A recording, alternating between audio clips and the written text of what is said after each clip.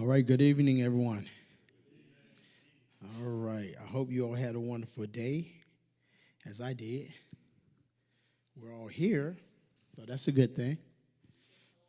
It is a little cold. It's a little cold. It's a little cold.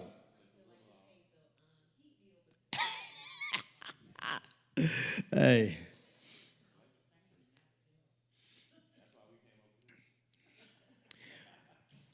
All right, everyone. So this evening, we are going to continue our Bible study lessons out of John. All right. This evening, we are coming from John 6, 16 through 24. So if you have your Bibles or your reading the digital devices, go with me to John 6, 16 through 24. The topic on this evening is Jesus walks on the water. All right. Now, last week, we were also talking about John, but we left off on Jesus feeding the masses, feeding the 5,000 plus women and children with 5 loaves and 2 fish. Okay? This week, I do not have a map for you to look at. All right?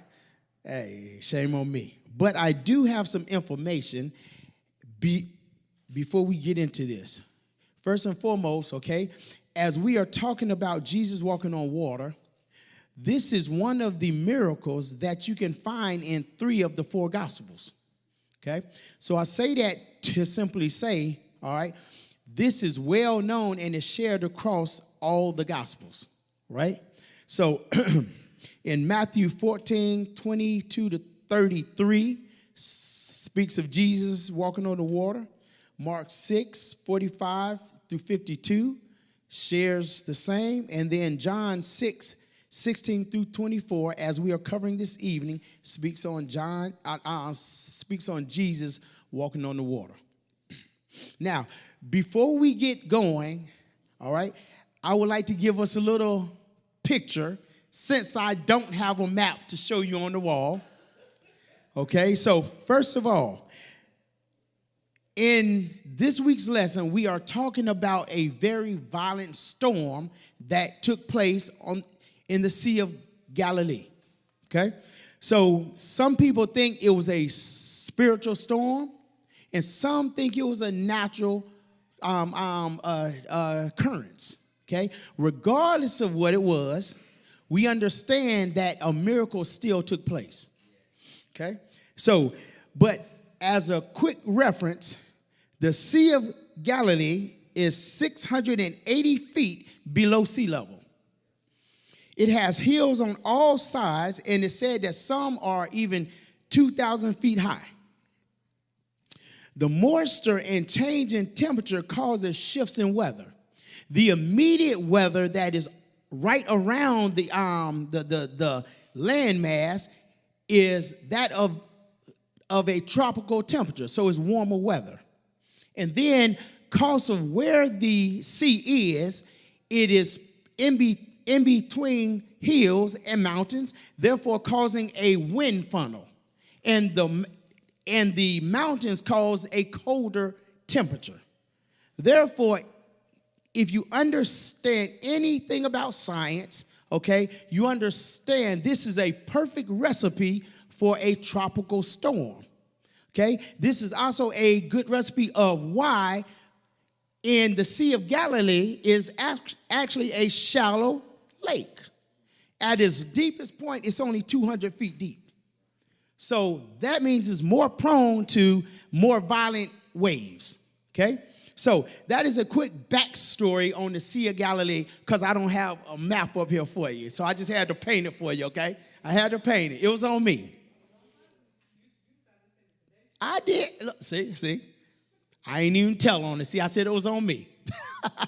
It was on me. No. All right, so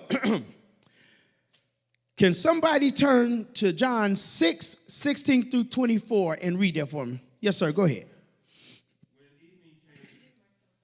Huh? Mike? We got one coming to you. Hold on one second. Make sure that everyone that wants to chime in, please talk into a mic so that we can pick it up on the audio. And if you need a mic, Just raise your hand. We'll get you one. Go ahead, sir. Okay, verse 16. When evening came, his disciples went down to the lake. 17, where they got into a boat and set off across the lake for Capernaum. By now it was dark, and Jesus had not yet joined them. A strong wind was blowing, and the waters grew rough. Verse 19, when they had rowed about 3 or 4 miles, they saw Jesus approaching the boat, walking on the water, and they were frightened. But he said to them, "It is I, do not be afraid." Then they were willing to take him into the boat, and immediately the boat reached the shore where they were headed. Verse 22. Yes, sir. The next day, the crowd that had stayed on the opposite shore of the lake realized that only one boat had been there, and that Jesus had not entered it with his disciples, but that they had gone away alone. Verse 23, then some boats from Tiberias landed near the place where the people had eaten the bread after the Lord had given thanks. And verse 24, once the crowd realized that neither Jesus nor his disciples were there, they got into the boats and went to Capernaum in search of Jesus. All right, thank you, sir. Okay, so as I said earlier, right, this is a miracle that you will find in 3 of the 4 Gospels, all right? So there are some slight changes in a couple of them, but the takeaway is the miracle still happened, and the whole gist of what we're getting out of this lesson, bottom line up front, is we have to trust Jesus in all times, understanding that we're going to have storms in our life, right? So in John, Jesus was not in the boat when the disciples set off for, it said, Capernaum, okay? In Matthew, Jesus sent the disciples ahead of him. He went up a mountain to pray. Matthew also lets us know that this is when Peter walked on the water, all right? Until he saw the wind, lost faith, and began to sink. Verse 36 tells us they landed in Gennesaret. And then in Mark, Jesus sent the disciples ahead of him to Bethsaida. He went up a mountain to pray. Mark lets us know that shortly before dawn, okay, that is the key. Shortly before dawn, Jesus headed towards them walking on water. The word tells us that he was about to pass them when they saw him terrified, thinking they saw a ghost. And then it says they crossed over to Gennesaret. Okay? So, as you see, all 3 of the 4 Gospels all show this same miracle. They all show the same occurrence with a couple of, changes, right? But as I did my homework, because I was like, well, man, there's a little changes here. I had to figure out what exactly was going on, right? So when I did homework, I found out that Capernaum from Bethsaida is exactly 4.6 miles, okay? Gennesaret from Bethsaida is 6.1 miles. Capernaum from Gennesaret is only 2.5 miles. Okay, so a lot of the literary scholars say that the feeding of the 5,000 took place at a place called, I might jack it up, I'm sorry, Tabgha, Tabgha. That's what they say, okay? But as you keep on reading, every one of them said they had to cross over, right? It said that they crossed over. Well, because I don't have a map, go with me here, right?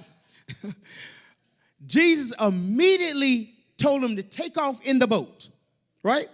They were going to Bethsaida. Bethsaida is right here, okay? All right, so Bethsaida, matter of fact, hold on. I'm glad you said that. Thank you. I was slipping, but I ain't totally slipping. You might not be able to see this. Bam! So, I wish I had a pointer, right? Okay, so Jesus actually told him to immediately cast off, right? Now, before we even get into that, all right, who can tell me why Jesus told them to immediately cast off, get out of their cause? They had just now done a great and wondrous feat. You should be celebrating, be all happy and everything, but it was something taking place that would cause Jesus with urgency to tell them to basically get out of there. What was it?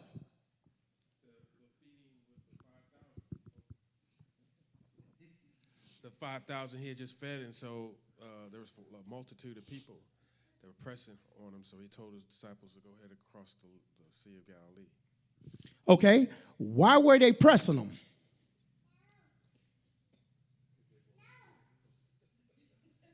They wanted something from Jesus, right? Yeah, they wanted miracles from Jesus.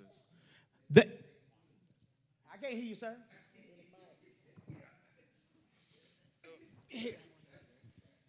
You go.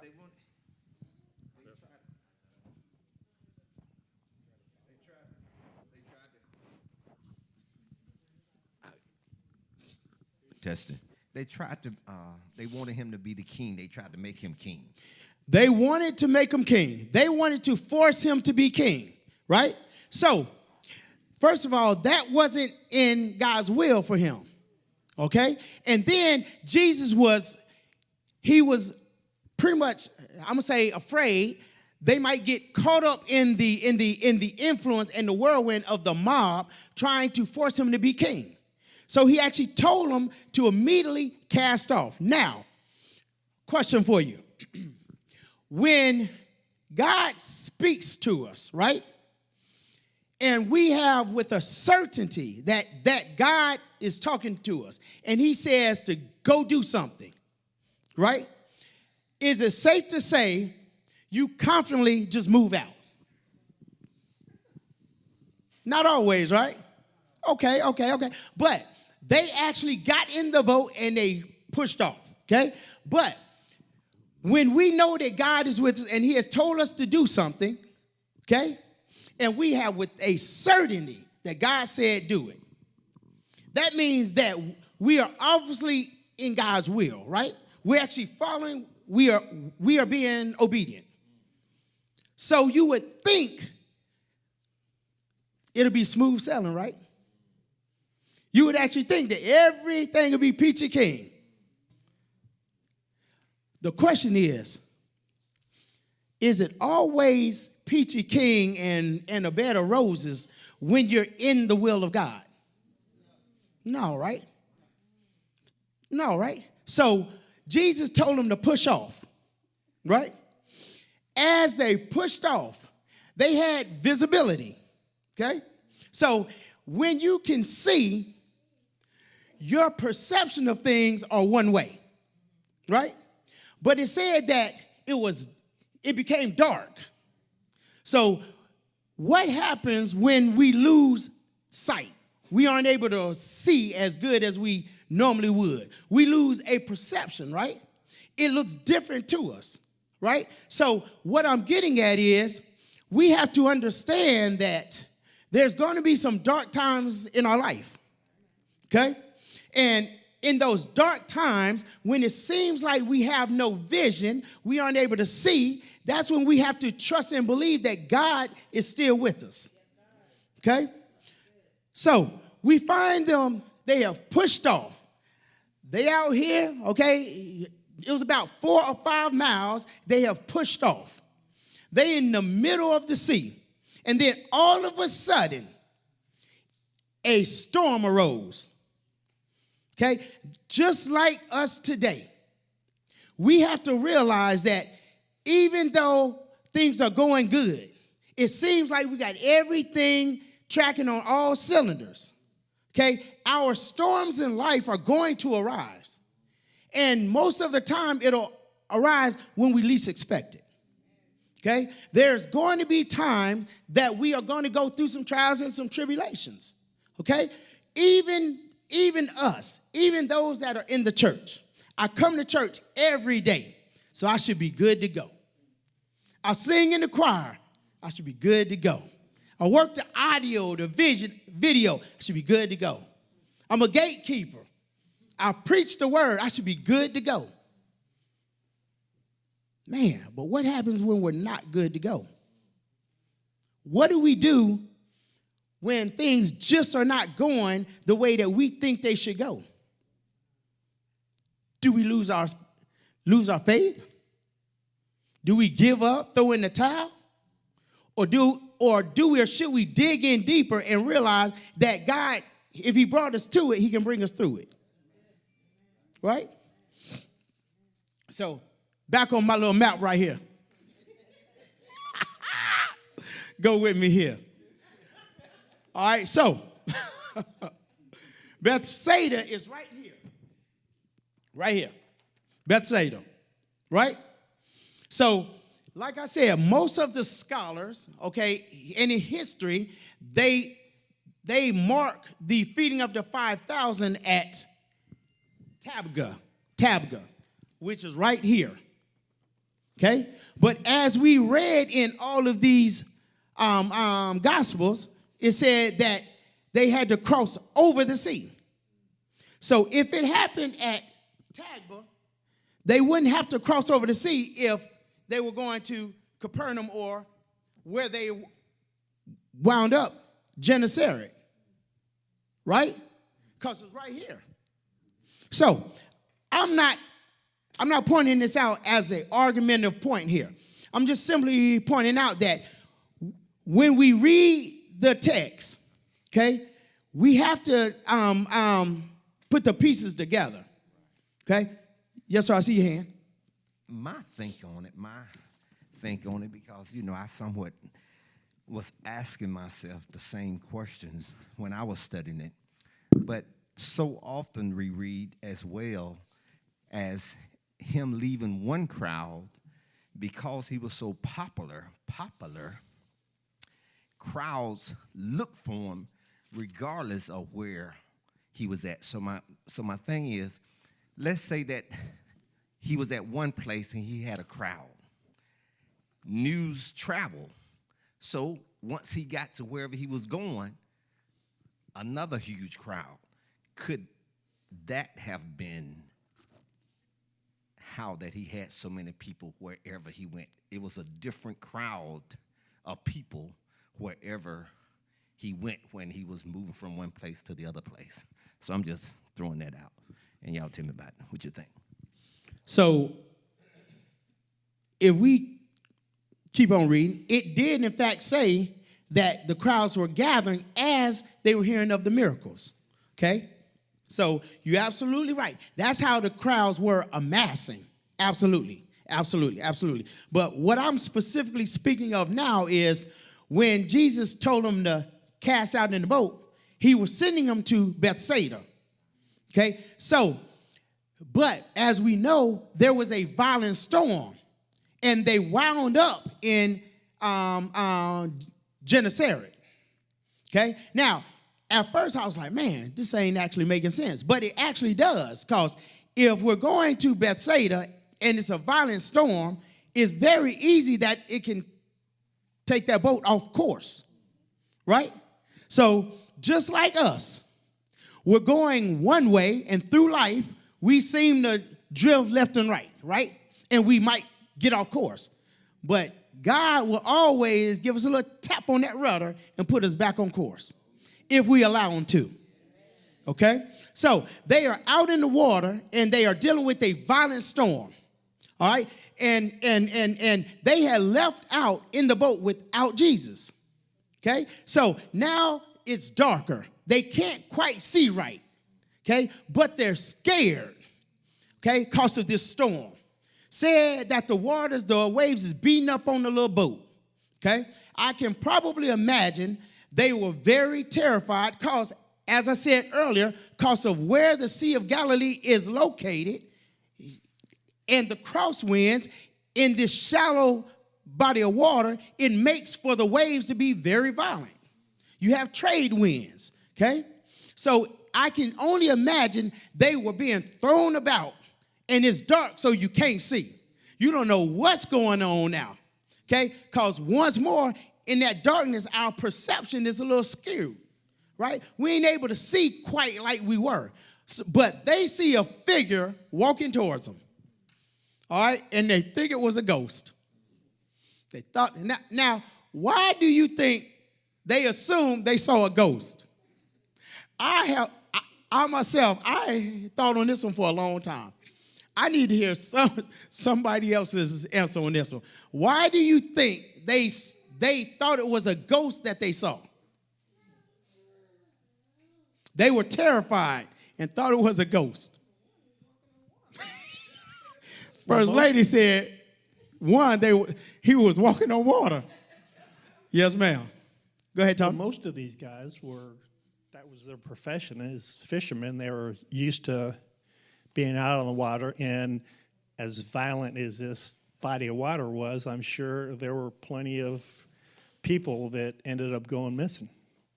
You know, I'm sure there were boats that, you know, never came back to shore, and, you know, so one of these people that drowned, they're thinking, oh man, what is going on?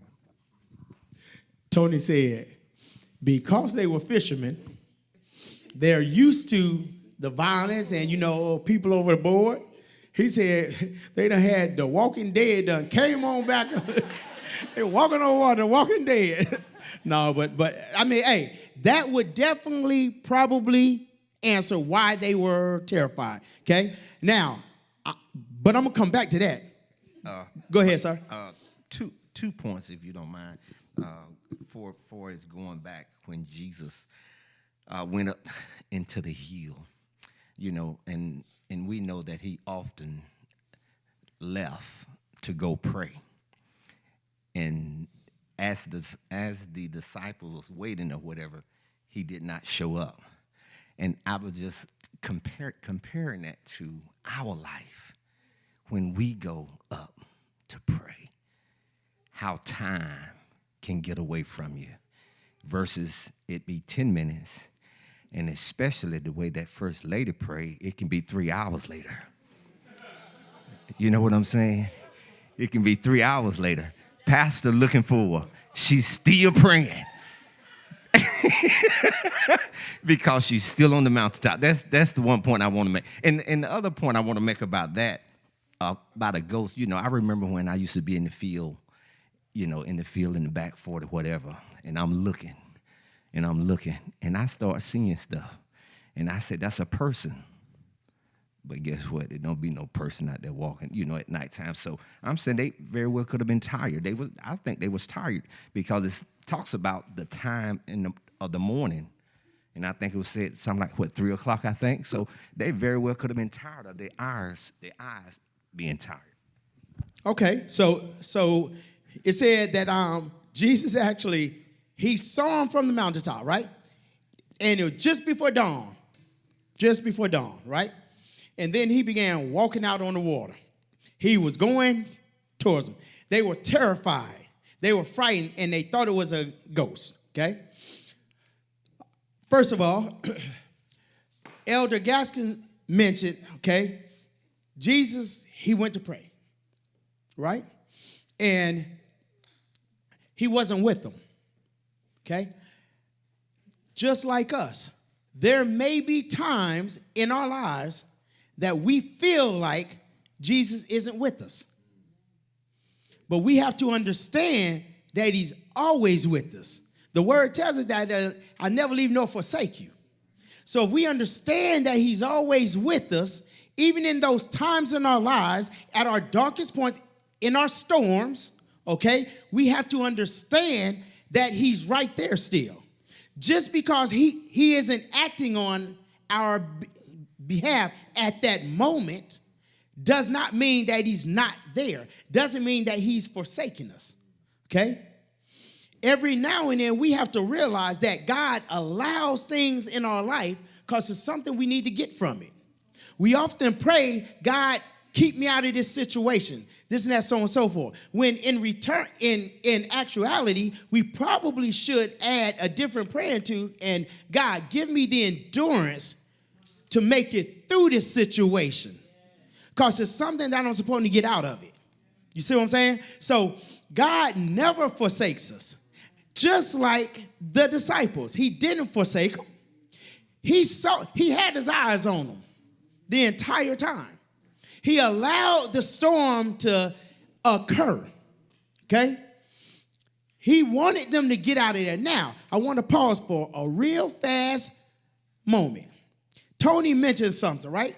These were fishermen, okay? So, would it not make sense to our understanding that as fishermen, they probably, because as we know, Jesus did a lot of his work right around the Sea of Galilee, okay? Would it not make sense that they understood how this sea behaved? They fished it.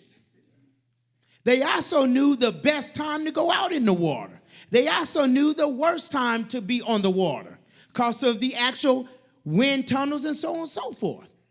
Okay, so if I am an experienced fisherman, this isn't my first time on this body of water, why am I so terrified? What'd you say, sir?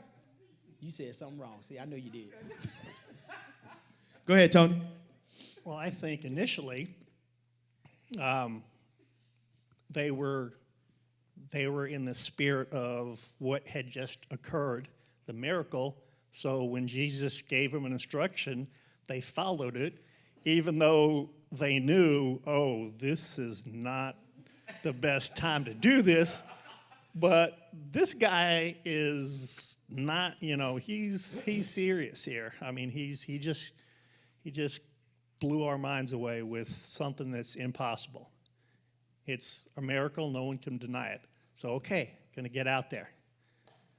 But I'm sure they kind of figured, well, because he told us to, that we're gonna be okay.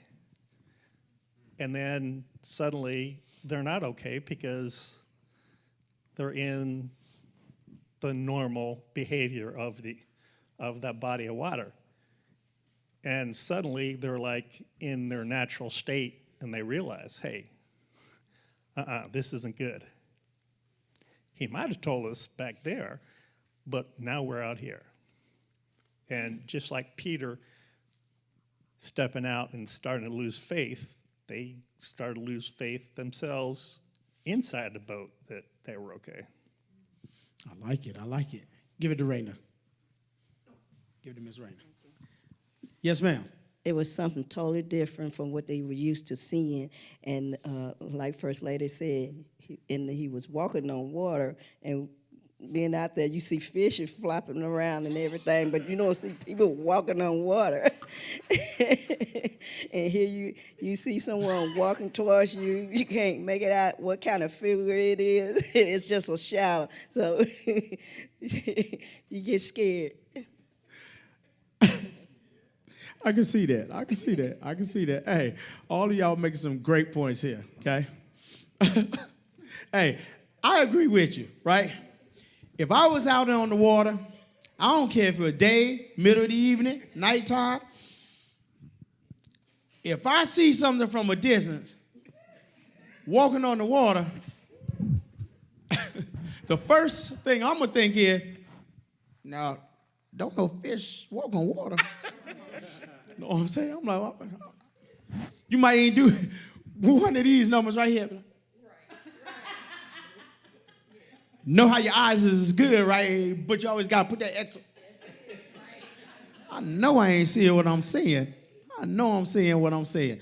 But, hey, but all of you are making some great points, right?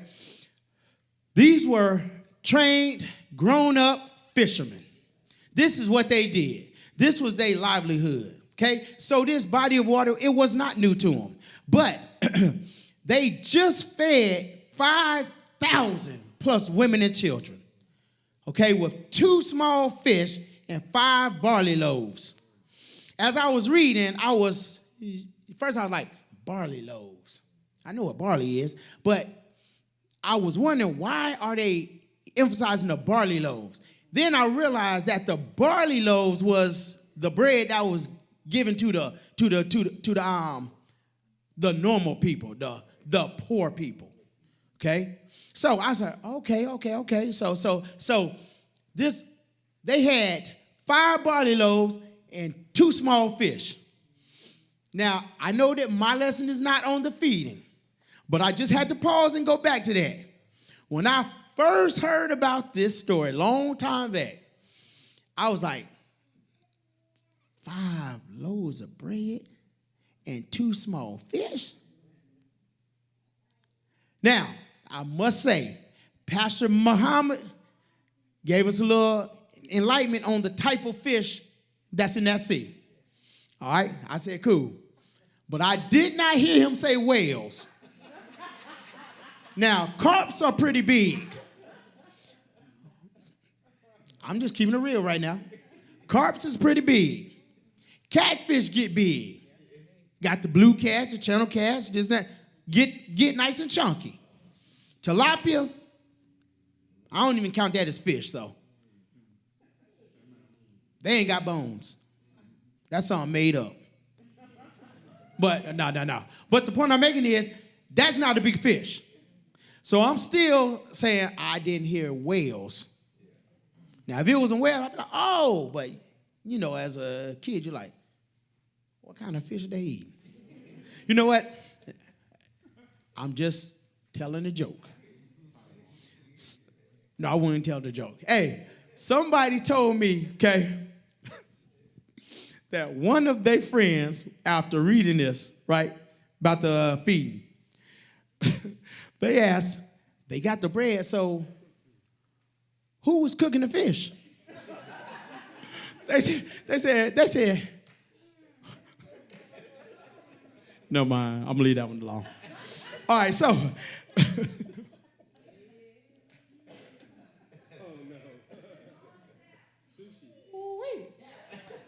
They asked, was it sushi? Because they actually like sushi. They was like, let me find out they out there eating sushi. But anyway, jokes. Joke, ha, ha, ha. Okay, so the lesson learned, right? We must learn to trust Jesus through every storm that we are going to face. Because we're going to face some. We are, without a doubt, we are going to face storms. Some of them small, some of them large, but we're going to face some sort of storm, okay? Jesus told, never mind that. Okay, so,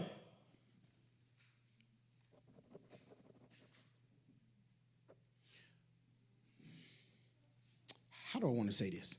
So, we see that Jesus walked on the water, okay? They actually finally recognized, he actually said, it is I.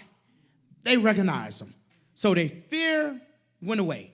They welcomed him into the boat, okay? Now, they are seemingly at peace, okay? So the point is, again, Jesus never left them. And we have to trust that even in the midst of our storm, Jesus is there. Okay? Jesus is going to and does rescue us in all of our situations, right? Just as God rescued the Israelites from Pharaoh at the Red Sea, Jesus rescued the disciples in their storm on the Sea of Galilee. Okay? The disciples had a wonderful and blessed day feeding the masses. We already said that. The lesson here shows that even though things start out calm and tranquil, we must prepare for and know that we will face storms. They pushed off at a time of calm water and visibility. We already said that, right? When they pushed off, it was calm out there. They could see. Okay? Then it became dark. This caused us to take on a different perspective. At times when we go through, we may not see a way out. But this is when we must exercise our faith. You see, when they were on the boat and they were scared and the weather was throwing them all about, okay, a few of you said they began to lose faith. Okay, we have to understand that God is going to test our faith. Okay, there's going to be a testing of our faith. All right, and are we going to rise to the occasion, or are we going to cower, tuck our tails, and run away? Right? We have to realize that we serve a God that created everything. Okay? So as the storm was brewing, God just had to speak a word. Okay? And the storm subsided. It went away. Right? Everything was peaceful. Okay? The same God that created the heavens and the earth, okay, created everything else, has power over everything. So we have to understand again, okay, that our God, the God that we serve, has the power and ability to take us through any storm in our life. Anything that we face and we go through, if we call upon his holy name, if we believe, if we hold that measure of faith that he put in each and every one of us, we can get through it. We can get through it. It is not going to always be easy. Okay? It's not going to always be easy. It's not going to always smell good or look good. You may have to, you might have to fight sometime. You may be in tears, balled up in the corner sometime. You may be at your darkest place in your life, feeling there's no way out. You may get knocked down to your knees several times. But I said this a time before. When we get knocked down to our knees, that is a great place to look up and call on God. Amen. Go ahead, Steve. I see you. I saw another. When I look at the story here, because I believe Jesus kept his eye on him the whole time, and I think a lot of times, like you said, we get tested in our faith, and as many miracles as they have already seen, the disciples had seen at that point in time of what Jesus was able to do. Sometimes we already know everything that Jesus has done.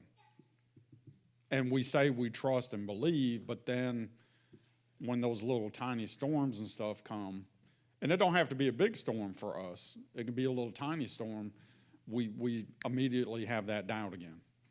Is God going to be able to bring me out of this one? Even though we have seen in our personal lives time and time and time again, but yet we still, for some reason, points in our lives, we still forget what God has brought us from. So, do we actually forget what God has brought us from? Do we actually forget? I would say we probably don't ever forget. Okay?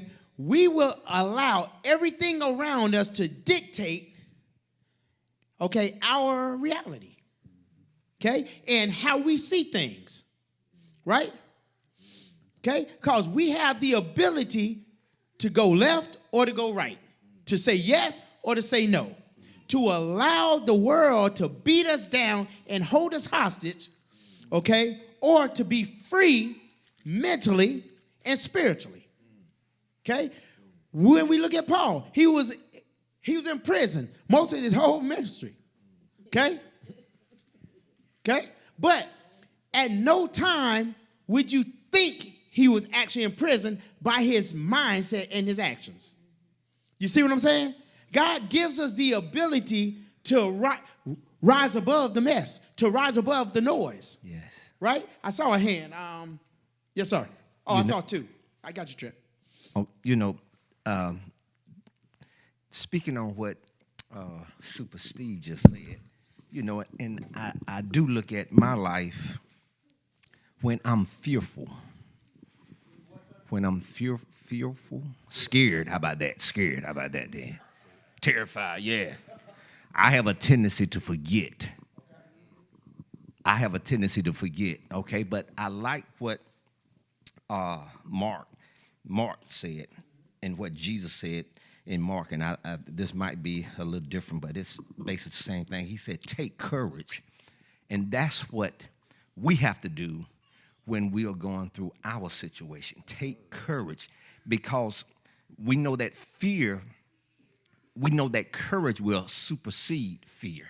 And at the same time, fear, if we don't be careful, it'll supersede, you know what I'm saying, depending on where you're at. But I like what Jesus said, take courage. And another thing, I am here. And when we do that, we're able, like I said, fear might come, but at the same time, because I'm taking courage and I know that Jesus is here, fear do not run rapid in the situation or whatever. So that's what I love about it. I like it. Go ahead, Trent. Well, it's like the old adage that you probably already heard. We always tell God about our situations, but we need to tell our situations about God, because we can say all these things about how I'm a lender and not a borrower, but when it comes down to it and rubber meets the road, we start looking around rather than looking up.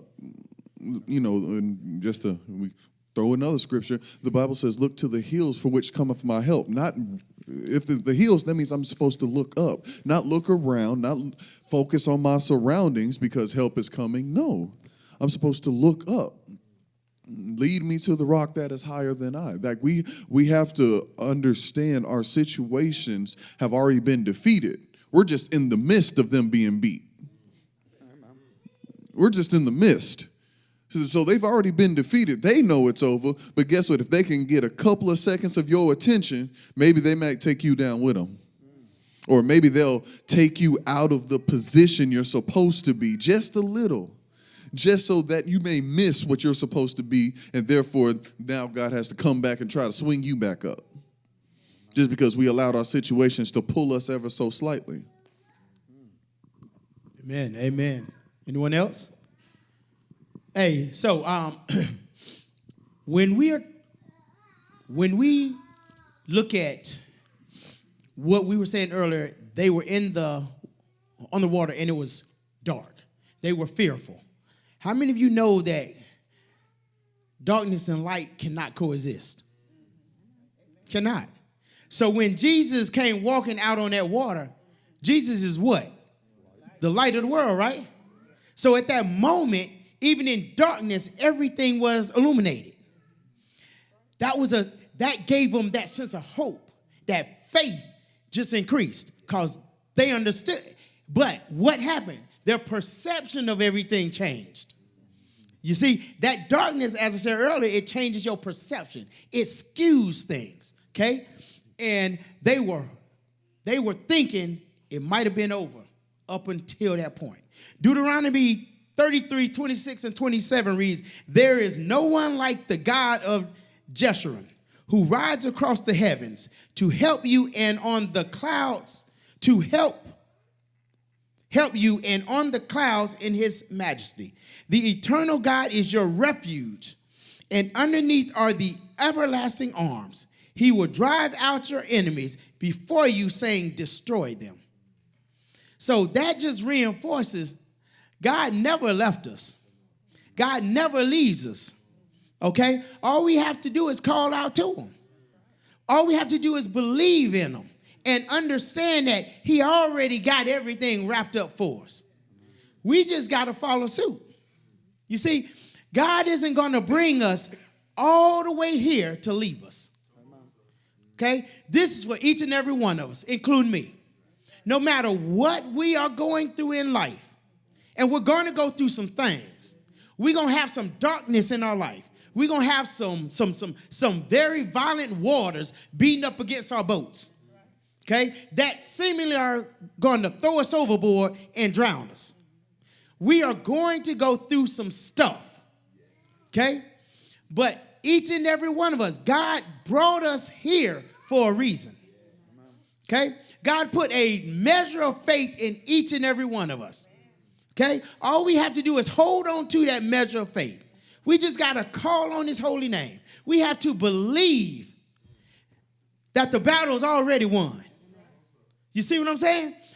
We out here trying to fight physically when this is really a spiritual matter. We are trying to hold on to this wretched flesh. We all know that we only here for a minute. We are only here for a minute. When we depart from here and this wretched flesh, it will go back to the dust. The people that we look at and we shake hands and high five, so on and so forth, that isn't the real you or me. This is only the shell we are wrapped up in. See what I'm saying? So God knows our heart. God knows the real us. And he's given us a chance each and every day. When he wakes us up, that's a blessing that a lot of us overlook. We just take it for granted. And it's so much, oh, me, oh, my, it's such a horrible day. It's raining outside. It's cold. Now, mind you, it is cold outside. But we can complain about everything. Everything. Oh, my bones ache. I got arthritis. I can't see good. Whatever. He woke us up another day. That thing that we all call a bed could be our cooling boards. Right? So every day we should wake up and thank God for another chance to get it right. Okay? That is what the disciples were missing out on, right? When they had the feeding, this great miracle. Okay? What they were meant to get out of it was that Jesus is our provider. Okay? That whatever we need, he already got it for us. He will provide it. But more importantly, the people at the feeding was worried over their physical hunger. Right? They should have been worried over that spiritual food. That's what Jesus really was bringing to them. They were hungry, but what are you hungry for? See what I'm saying? What should you be hungry for? They were out on the water being tossed about. They were afraid, okay? But if you know the God that you serve, what are we afraid of? What are we afraid of? We understand that the enemy comes to steal, kill, and destroy. But the word I read said, but I come life and to give it more abundantly. So we understand that if you're reading the same Bible that I'm reading, then we already know that God doesn't come to hurt us, right? He actually comes to bless us, okay? He will give you the desires of your heart.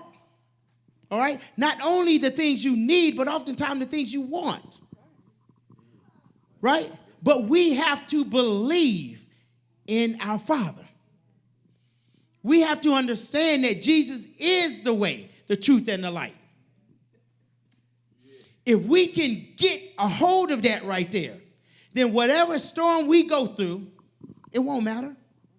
We will understand that we're going to get through it. We're going to get to the place that we're meant to be. Because when I was reading this, okay, it said Jesus sent them to Bethsaida. They wound up in Gennesaret, okay? But it was something amazing that I read. When he got in the boat, it said they immediately were on the other side. It ain't say 2 hours or 3 days later. It said immediately. So what I took out of that is, if we understand who God is, no matter what we're going through, we're going to go through it and Jesus is going to bring us out on the other side. That is the takeaway, right? And it doesn't have to take 15 years. It's all in his will and his timing. Now, I'm not sitting here saying that everything that we go through, we're going to come out of it tomorrow. I can't tell you that. But I will tell you, we're going to come out of it. All right? It's all in God's time. And if we believe in God, and understand that, if we believe in God and understand that Jesus, that the word tells us, no one gets to the Father but through me. That's Jesus, right? So if we understand that Jesus is the way to the Father, okay, and all we have to do is believe and abide in his will and be obedient, we understand that no matter what storm in life we face, it's already won. It's already done. Jesus already paid the price for everything that we're going to go through. And if he went through all these things that he went through, what makes us think we won't go through anything? That's all I got.